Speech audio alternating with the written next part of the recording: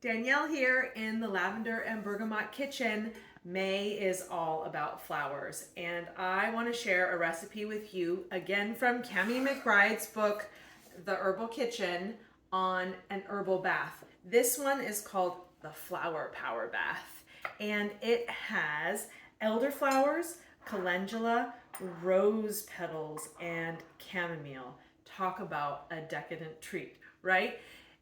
We love to do our posts on self-care Sundays, and oftentimes for myself, self-care Sunday looks like a bath. Honestly, it's 20 to 25 minutes that I can get alone by myself in a candlelit room.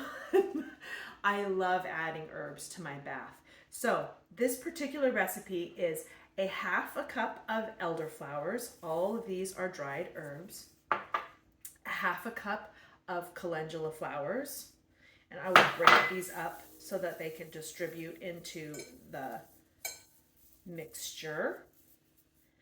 A half of a cup of chamomile flowers, and a whole cup of rose petals. And we just blend all of these ingredients together, and this can look so pretty in a jar on your counter. Just don't get any water in the jar, and then all of these herbs will stay good for about a year.